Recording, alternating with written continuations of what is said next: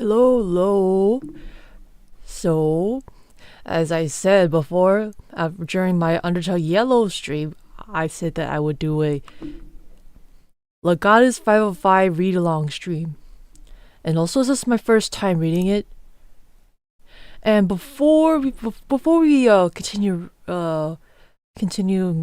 hearing me reading along or read along with me, I just want to put a disclaimer that this story has some triggering stuff, so if you can't handle these topics, I suggest you click off the stream. So yeah, put the warning in the chat for those who come by. If this is something they can't handle, please click off. Thank you. And also, I already put the story in my description, and for those who want to read it, it's in the description, but you have to be 18 or up to read it to have access to the story.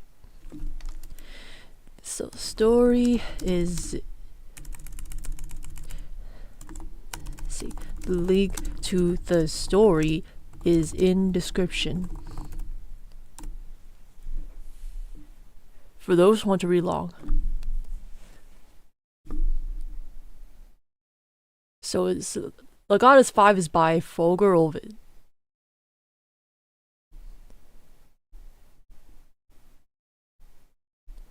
And I have heard a couple of times of L3gatus, but I have not dived deep into it. So I will be heck confused. And I don't know if this is the first beginning or it's been ongoing.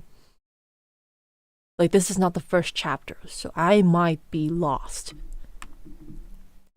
And also, I censored the title, making sure in hopes that he's not here watching this. But if he is, well, I guess I could say is welcome to my stream. Welcome to my stream, Volger. Thanks for stopping by. Now then, I don't know if I should display the story on screen. But if you're okay with it, I can display it, but if you're not, I can just turn it off. Totally fine with that. Yeah, you know what? Maybe I should go back to chat room.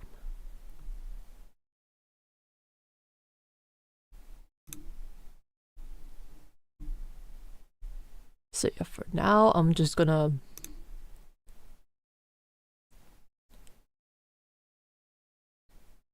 put this here. Just in case, if there's some words that are triggering, I don't want others to, not feel comfortable. Okay, so I'll be starting on the read along stream. I'll be reading along L3gatus 505, The Lone Wolf. Again, it's in I put the link in the description.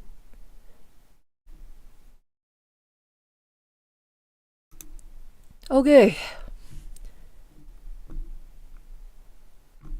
So if you went to that website, you see a picture of Volger with says a whole Noctix behind. It looks pretty cool.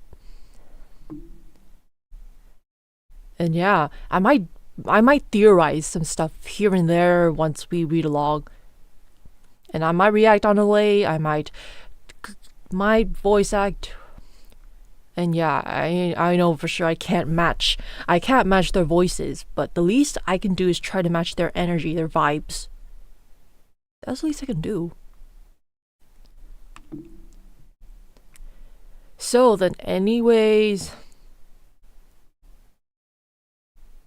alright, and I need to turn on noise suppression because I don't want the clicking noises to, disrupt the reading. So yeah, but noise suppression is on. And I put this headset to earpiece to look like a cyborg. I know I used that for my last Korean karaoke stream. But hopefully all goes well. Alright, I'm gonna start reading right now.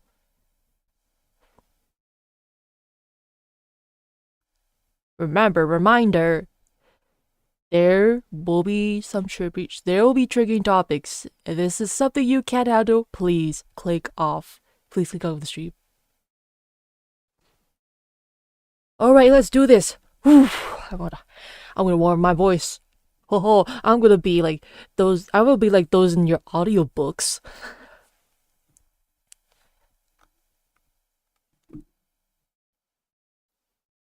La di da di da.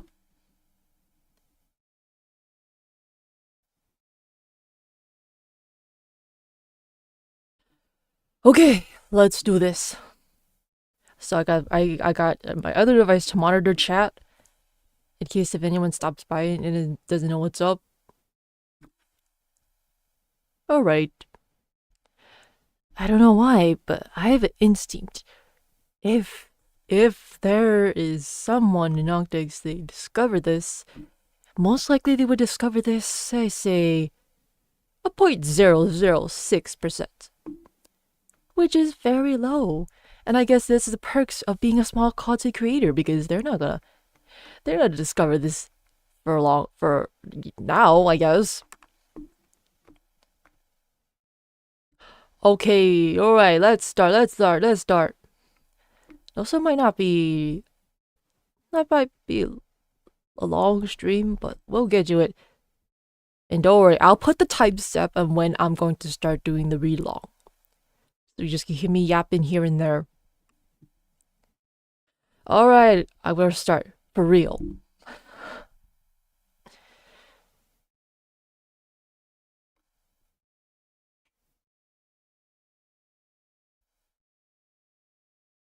Alright, so we're at Don't Be Led Astray. So, yeah, Lone Wolf, Don't Be Led Astray.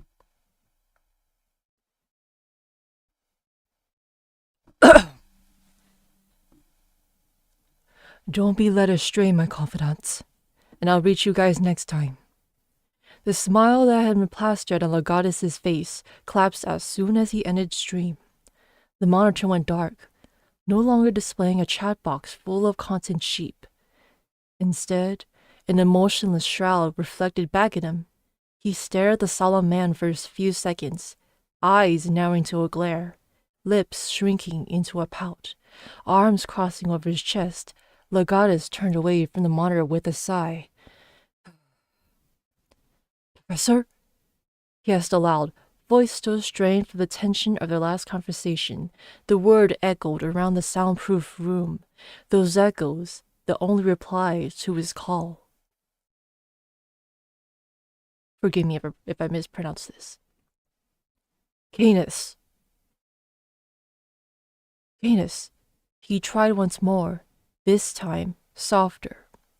It had taken a long time, but L0ne had trained himself to sound less raspy and cold for his work. Growling and barking didn't come with luck, but a softer approach could work wonders. Even away from his microphone and not playing the part of weak archivist, the tone was slowly becoming his new normal. Silence settled into the room once more as L0ne turned to his wolfsbane. Gray petals lay scattered at the base of the vivarium. Those that remained attached to the stem were dry at their edges and wilting too. L0ne reached out and stroked at the plant, lifting one of the flowers to face the sky. The act caused several more petals to fall, some landing on the various pieces of merchandise he placed on his desk. Purple, orange, yellow, blue. If nothing else, these colors would never wilt. Plastic lasted far longer than plants. A citizen of the Republic knew that far better than any of the dreamers would. Fine. The rasp and rattle crept back into his voice. L0ne pulled back his long gray hair and tied it back in a ponytail to get it off of his shoulders and chest. For the first few months, he made sure to keep his hair trimmed the way he liked it. In the second year, he allowed it to grow longer and simply tied up the parts that would tickle his neck and ears. Now that it reached as far as his mid-chest, he felt better. He felt better with the loose ponytail. It offered stability without him having to go to the effort of cutting it. If you're going to delete yourself, old man, it would be nice to say goodbye first. L3gatus could hear his heartbeat, quiet and slow in the otherwise silent room. Glancing over at his PC, he confirmed it was simply in sleep mode. It had been months since the custom-built behemoth had last used its full power. Months of silence, as the cold of winter took root in the Noctic's house, and each member busied themselves with preparations for the 3rd anniversary. L3gatus continued to wait, his heartbeat the loudest thing in the room. The old analog clock that had once filled the room with a steady rhythm had broken down and been thrown out in the autumn. He'd been gifted a brand new digital one for Christmas that had dozens of extra features, but simply left it in the box in a dark corner of the room after assuring the gift giver that he loved it. A short sigh, not quite his old growl, was all that he left behind as he slammed the door to his room on the way out. The whole house shook a little, and more petals and leaves would have joined the others scattered on his desk and floor.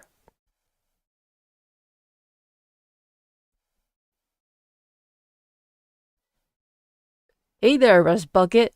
We're still on for recording later tonight? If we don't get it done, Kiki's gonna murder us. I know, Folger grumbled. Why didn't you just record at the studio? Alban grinned from ear to ear as he nudged Folger in the ribs with an elbow. You think I'm wasting any of my free time in Japan at a studio? They already had us in the 3D one for like 2 weeks straight. Probably the only thing straight about those recordings from what I heard on my end. You're just jealous you could have joined the orgy.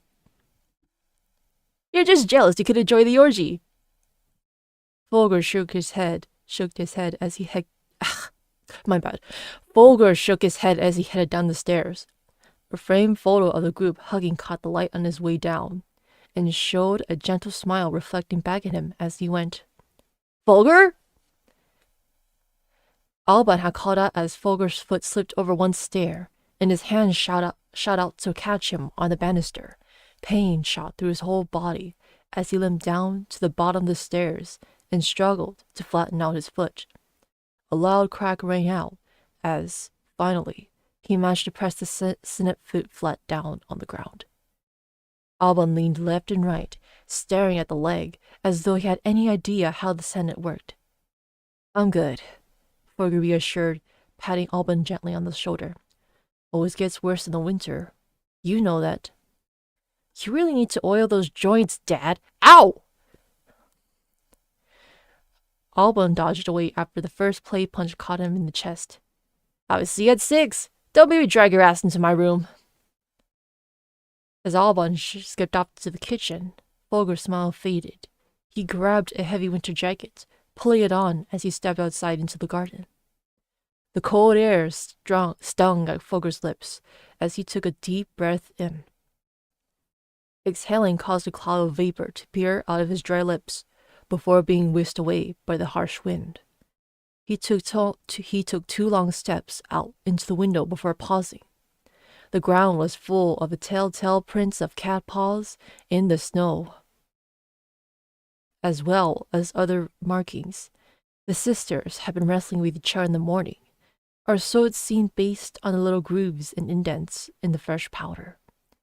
Taking a moment, Folger watched some of the snowflakes as they gently danced on the wind, frolicking as the sun that managed to break through the clouds transformed them into little specks of pure light.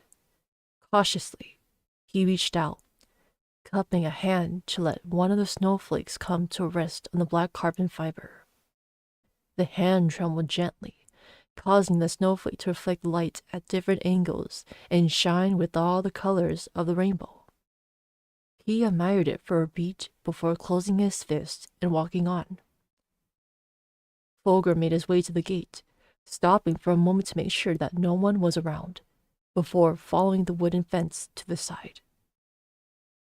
He had to push past some of the larger bushes that still had green leaves on them, a small avalanche of snow tumbling onto him as he did. He shook his head, wiggling his shoulders to shake out the bits that had gotten inside his jacket and chilled his nape. The feeling made his hair stand on end, and he considered that maybe leaving his hair loose would be better in the winter. Reaching out to the next bush, he grabbed hold of a stable branch, shaking it with a little force. Okay, I need a breath.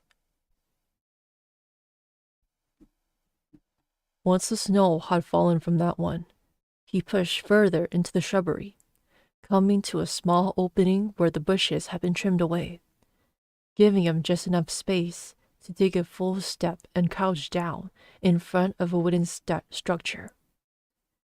He hadn't even managed to scrape the snow off of the top of the box before two cats exploded out of it, each meowing louder than the other as if in competition. A gentle laugh released from Folger along with a puff of warm frost breath as he reached down to pet the larger of the two. The smaller one pushed forward, pressing against his sister and digging her head into the palm of his hand to steal the affection for herself with a proud meow. Okay. It's a busy day, and I can see you've already been little menaces, so I'll have to play with you tomorrow instead. Having said that, Folger spent the next 5 minutes petting the two cats, using his second hand to split the two up and give them each separate attention so they wouldn't fight. When they had enough, he reached inside the hole he dug out for them in their first winter and pulled out one of the sealed cans of food he stored there. A chorus of meows erupted, which were quickly drowned out by purring and the sounds of happy cats feasting as he put down the open can for the pair. He watched them in silence with a smile on his face, rubbing his hands together for some warmth as he continued to eat. Despite it being a daily occurrence, he had never lost the magic he felt for the first time he had discovered the cats. It had been right after he joined Noctix and secured a job with Nijisanji. Walking around the city, with no destination in mind, he'd been caught in a thunderstorm and took a moment to shelter in an alley. There, the pair had been crying, too small to even open their eyes yet, and in a box with several of their siblings that hadn't made it through the night. It was his first time seeing a kitten in anything other than the video, and he'd been worried about how to handle them, or if his metal hands would do more harm than good. He watched a few videos about how to handle and feed them before finally stuffing them into his jacket pockets and taking them home. 3 years later, they were well fed and had their own little home, dug into the earth, and with a solid wooden box with a hole cut into it to serve as the entrance. It was more of a doghouse than a cat's shelter, but they seemed more than content with it. At first, he thought they would leave once they'd grown a little and find a new home, but they never did. So Folger had just kept serving them meals twice a day. He never managed to get them to learn actual names, but they managed to make do without, simply responding when he called out cats, and always running over when he opened a can of food. That's a cute art, though. That's really adorable.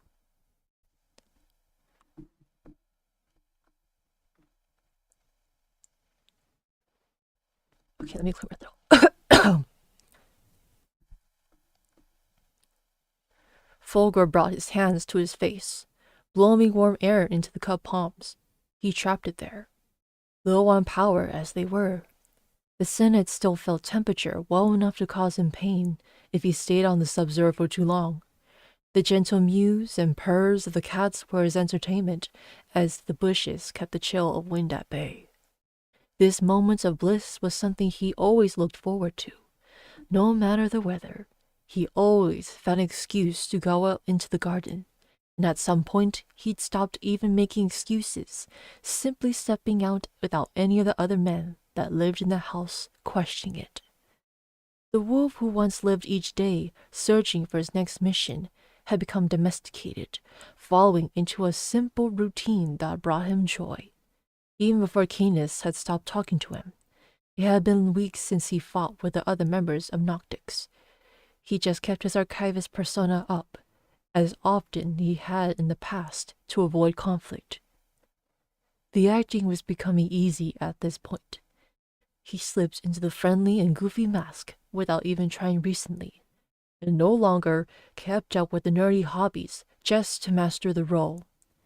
They'd become a part of the life and personality that made up Fergal Ovid, along with these moments of joy, which he knew he didn't have to hide anymore. Okay, Catsies, you be good girls, and the whole world turned sideways and fell out from under Fulgur. For a moment he lay there, blinking in confusion, with his head planted in the snow. Of all things, it was the smell that hit him first. Burning plastic, charred earth, and smoke, which could have come from any number of sources.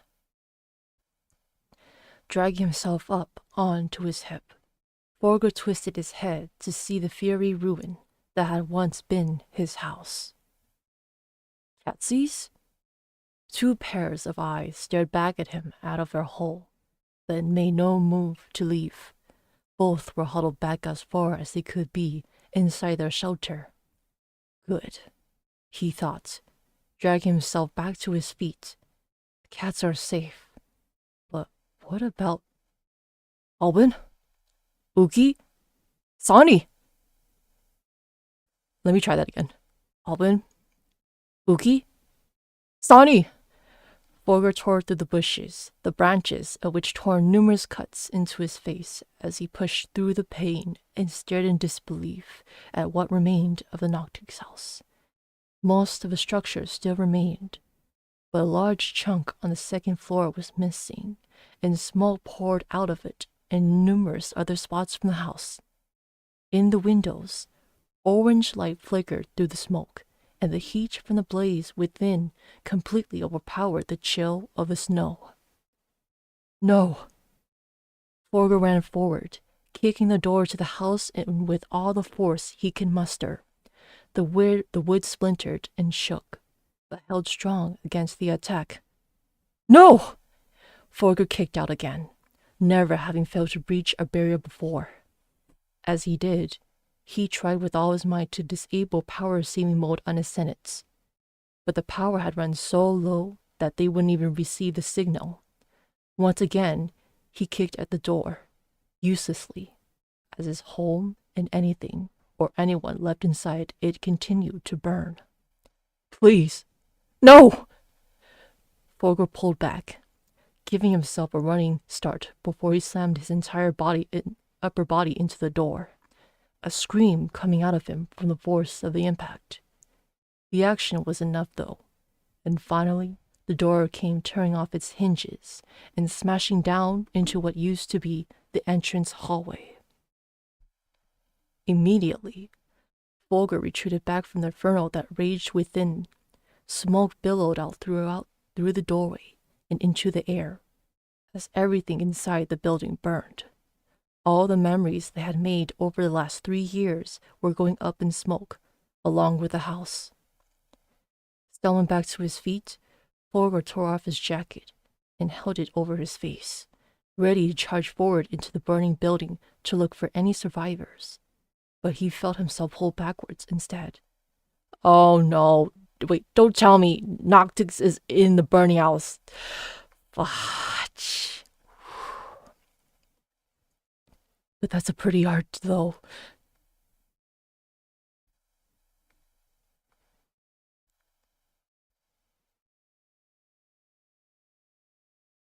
They're fine, Fufu-chan. I got Albin out the last second. Sonny went out earlier. Fulgur! Albin slammed into Fulgur from the side, wrapping his arms around his chest before pushing him away. The hug had made Fulgur shake in pain, but his face was one that only showed relief. What the heck happened? Fulgur looked between Albin, who was panicked, with tears in his eyes, to Uki, who was approaching from around the corner of the house, rage and sorrow mixed together on his features. I didn't, Fergus stammered out. I didn't what? I didn't cause this? That's for sure. But they aren't accusing me. I should have been able to prevent it. He took a gasp of air, forcing his panic down into his chest, and pushed Alban back towards Uki. Get back to the streets. Until we know what caused the explosion, it isn't safe to get close. All the fear had left his voice as the wolf woke from his hibernation. Alban, call the fire department. Uki, call Sonny and make sure he's okay. The goddess dashed into the burning building, the heat immediately causing him to wince. He made his way up the stairs, 2 at a time, and steered the palm of his hand opening the door to his room. The far side wall was gone, making it easier to breathe through the clouds of smoke that tore out into the open air from every part of the house. Wasting no time, the goddess ran to his desk, scooping up the shattered case that held his computer. Before he could turn to leave with it, another red and black object caught his eye, and he shoved it fast into his pocket before lifting the PC back up. He just got outside his room when the staircase collapsed, part of the ground floor being ripped down into the basement with it. More plumes of smoke threatened to choke him at the top of the stairs. Whipping around, the goddess cleared the length of his room in just a few strides, leaping with all his strength out of what used to be his bedroom wall. The dark smoke was replaced with a pure white of snow as he crashed hard into it. Blood spilled freely from his nose and mouth. Ash and debris rained down the ground from the remains of his house. The world went dark and cold as the goddess struggled to breathe. His vision was a mixture of black ash, red blood, and the gray mix that had once been snow. The fresh snow blanketed his fall, but the corner of the PC had stabbed into his stomach hard as he did his best to protect it from the fall. Each breath was another painfully shallow gasp as his lungs struggled to cough out the smoke he'd inhaled too. Vision cloudy and blurred, he fished around the PC case, ripping out a small red chip that didn't look like it fit with any of the other parts. He brought the chip up to his neck, sliding it quickly into the port that opened in his... Uh-oh, there's a typo there. Or is it not a typo? Throw 2 and confirming that the neural link was stable. Kid! What's going on? The voice of the professor rang out in L0gatus' mind as he struggled to catch his breath. Without all the extra computing power in the PC, Canis couldn't take on a visual form, but with the Nequid chip back in his own body, he had at least re-established their direct connection. Kid! Are you okay? Any other time in the past few months, the genuine concern in Canis' voice might have been made L0gatus feel something. But with tears and snot already streaming down his face from smoke inhalation, he could only roll onto his stomach and crawl further from the fire. Bulger! Someone much more broad than himself dragged L0gatus through the snow and out the gate where Alban and Uki met them. Together, they helped lift him to his feet. Are you an idiot?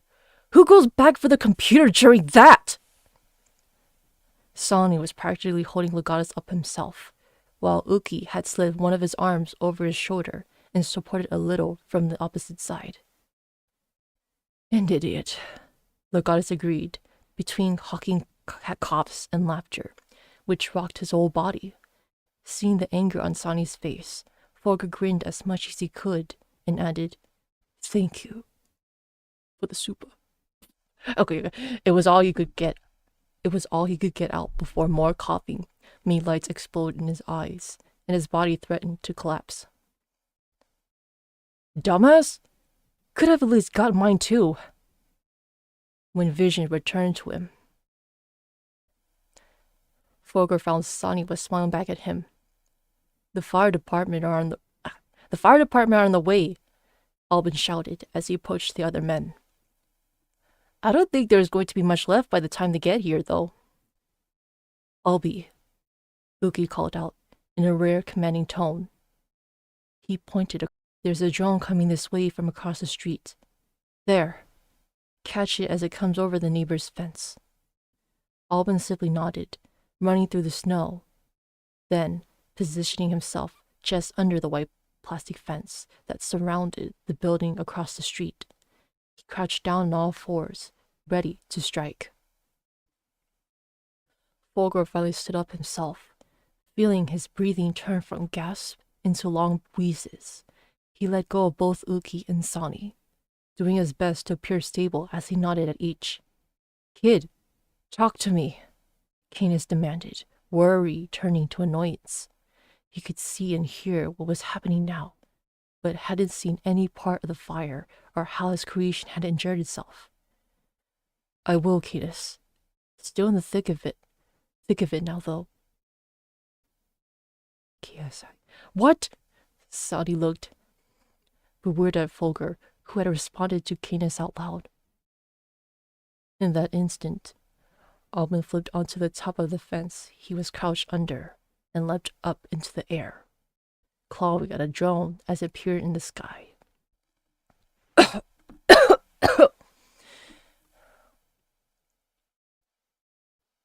He held tight, running it down from the air.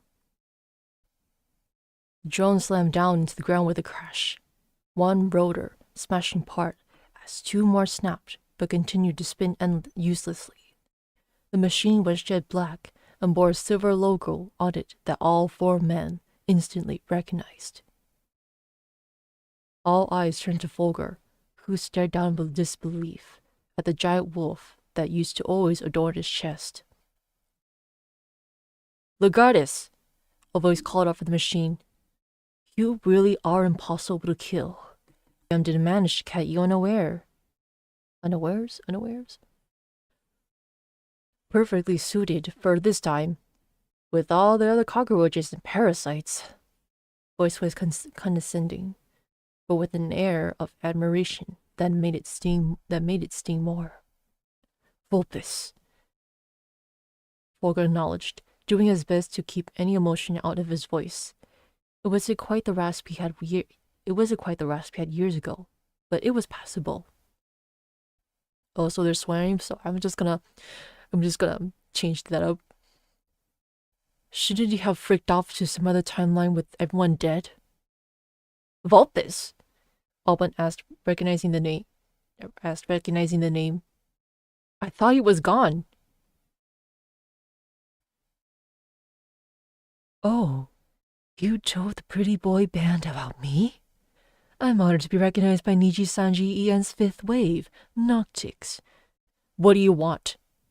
Folger asked, unamused by the obvious threat. "Did you blow up the house?" Vulpes had made it clear that he'd been watching them, even using the exact same introduction that Folger himself always used for their unit. "Glad to see your brain hasn't completely turned to mush, Fu-chan. Yes, I blew up your house. And if he had the good sense to die in it, I wouldn't want anything more from you. That's the problem, though. It's not that I want something, it's what I need." "Isn't this the guy that destroyed the world you came from?" It was Sonny this time who was connecting the name to Folger's debut lore. A laugh echoed through the streets as the snow continued to fall. Despite the cold, numerous bystanders had left nearby houses to find the source of explosion that could be heard for miles. "I guess you didn't tell them the true story after all, L3gatus. After all, this is the first time I've destroyed your home." The voice cackled again before Folger snapped back. "What do you want?" "You, L3gatus. I need you. Either you can come back to the Republic with me, or I'll drag your corpse back there myself, no matter how many others I need to go through." "Wait. You said your home was gone." Alba and Sonny both looked up at Folger, while Uki stared away into the sky. "You said you had nothing to go back to?" "It is gone," Vulpes laughed. Destroyed along with every other bastion of human civilization this time. You want to tell them how, Fu-chan? Just tell me where to go. Fulgur stared at the drone, ignoring the stares which bore into him. You're not going with him. Sonny grabbed Fulgur by the collar, pulling him close to his face. Look at me! You're not going with that genocidal maniac! Sweet, sweet art. The expression. Chef's kiss. Another laugh filled the air. Poor choice of words, officer. I only attempted to end civilization. If anyone's... Just tell me where! Any hint of softness had left his voice as the goddess grabbed Sonny's wrist, squeezing it until he let go with a gasp. I'm not afraid to fight you again, you twisted Apollo chip scum! Fulgur. Sonny stepped back as the goddess walked straight past him, almost pushing through him as though he didn't exist. You actually care what these doomers think of you? Vulpes could hardly get the words out between laughter. Tell them, Fu-chan. Tell them that the one who ended the Republic, the one who brought an end to civilization in this timeline, the one who ran away to the past to become an idol, the bringer of the second fall, as we now call it, that was all Fulgur Ovid, the goddess of Division 505, and traitor to the Republic. The wind howled, ripping between the four men as the goddess continued to move forward. Alban stepped off the drone, heading straight for him. Oi! We're not gonna be fooled by... It's true. The goddess shoved past the thief, knocking him to the side as their shoulders collided. Casually, he strode up to the drone and glared down at it. Where? Fulgur, The officer's voice trailed off, unable to find words for his thoughts. They were as faint as the snow in the wind. Oogs, don't let him leave. The goddess turned back, looking at the three men he shared so much of the last 3 years with. The thief was trembling, eyes darting between everyone else. The officer stared intently at the psychic, full confidence etched into every one of his features. The psychic simply watched the goddess, one eye glowing purple as the snow continued to fall. You really think you can stop me? The goddess glared at the psychic, his voice coming out as a primal growl. You know what I've done in the past. His eyes flashed to look at the thief and officer before returning to the psychic. I can do it all over again. Tears began streaming down the psychic's face, only from the one glowing eye as it wavered. I will never hurt you, Fu-chan, the psychic whispered, barely audible over the wind. The goddess stumbled backwards, holding his head in pain. The line played over and over again in his mind, as though the words were reverberating inside his skull. Aritis? Get the frick out of my head! When the goddess looked back up, all three of the men were beside one another, watching him with concern. In front of the friends he'd come to love, he could see faces of the men he killed, phantoms which haunted him more the longer he lived. Crushed skull, half a head, nothing left but a purple smear. The goddess went back around and grabbed the drone from the ground as he continued walking. The psychic's voice shook as he did his best to shout over the wind that had picked up in force. I don't need anything from any of you. Just leave me alone. As he continued to claw his way through the window, the goddess slipped his free hand into his pocket, pulling out the red and black cylinder he saved from the fire. He slipped the net check back onto his belt loop, feeling its weight once more become a part of him. One final mission. And that's the end of the Lone Wolf. Man, it's gonna take me a while to process this.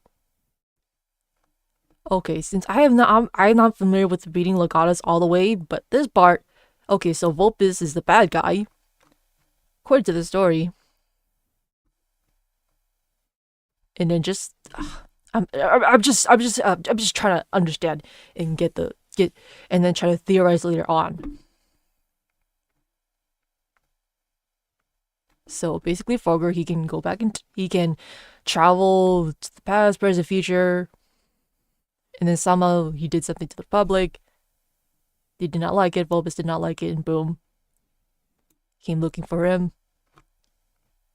and boom, met again, and boom, destroyed, boom, and had to let go. Man.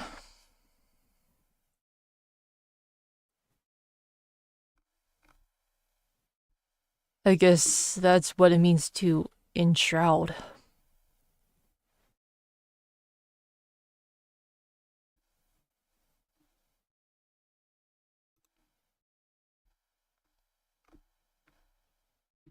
Okay, let me see if I can come up with any theories. It could be anything. Let's just say. So he kind of, I don't know, feels like, I don't know if he did not, I could be wrong, just correct me. Might have destroyed the other three in the past. And maybe didn't want that to happen again. Could be wrong though, I could be wrong though.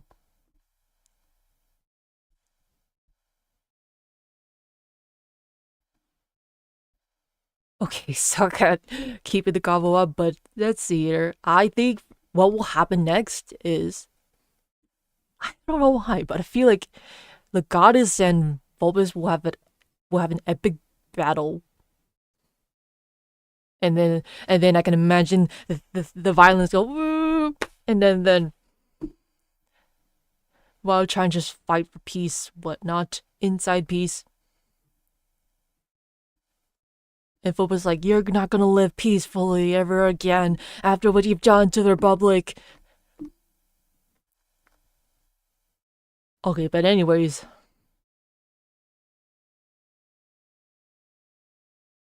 Or maybe the other three Noctics might jump in to, stop Vulpes together with him. I don't know. I just don't know. If there's any other L3gatus 505 you got me to read out loud on, I would gladly do that again. Because when I look at his blog, I can't tell which one's in order. I'm just lost. This will be wait, and I looked again. It's like wait. It says 5 again. And then I checked. Wait, I don't know which one's which. So yeah, I'm lost.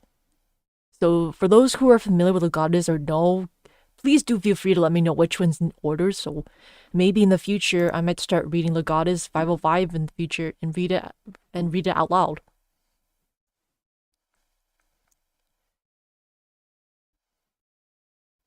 Or am I just dumb? So yeah, I'm looking at his blog right now. But I can say that's pretty good. Like man, I want to write like he did.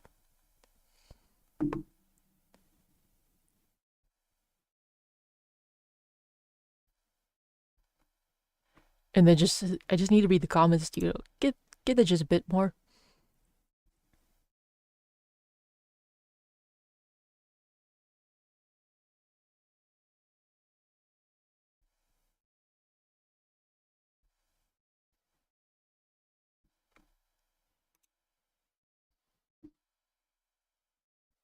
I don't know, but I feel like this part is just giving me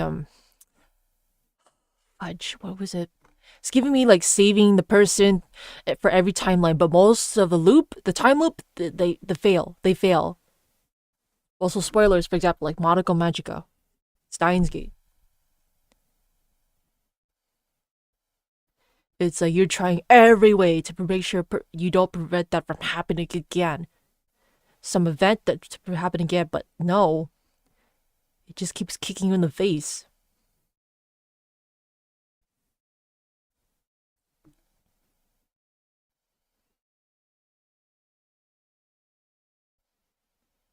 So, anyways, that's all I could think of for the theory.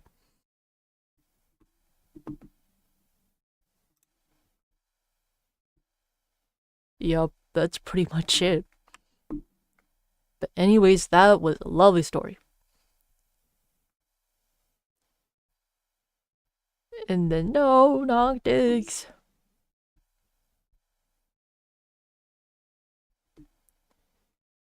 And I don't know if it's just me, but I think I might have seen a few typos. But I could be wrong. Like throw two, but it's capitalized, so maybe it's not. It's not a typo. I could be wrong though. But anyways, might keep it short. And so okay, so after so next week I will not stream. I'll be taking a break. So what? As in break, I will be just taking care of real life stuff, earthly matters, research Mars, and then also make content as well. And by the way, I've checked the analytics for my VTuber seeing short lyrics compilation. Again, I'm talking about this because I did show it. A couple of people liked my announcement, but when I look at it, I'm the only person that's still liking that video. So, I don't know. I would have showed it again.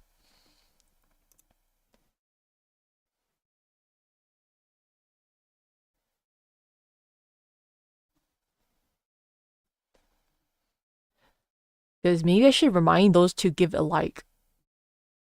Because maybe if I didn't do that, they would forget to do it. So yeah, maybe next time if I make another content video, I might remind them, give them a nudge, like, hey, if you enjoy this content, please give this a like. If you want to subscribe, if you want, then yeah.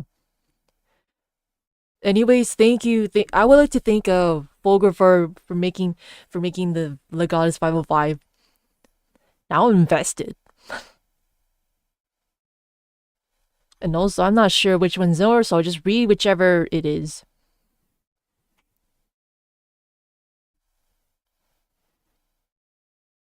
Okay, so yeah, and after my long break, I might still continue on the gorilla stream plan. Because if I know I'm like might be busy and it's gonna be out of the schedule, like some things are gonna happen, that's when I need to do a gorilla stream instead of making a schedule. But at least I show you all what I plan to do for upcoming. So yeah, next week, no stream at all.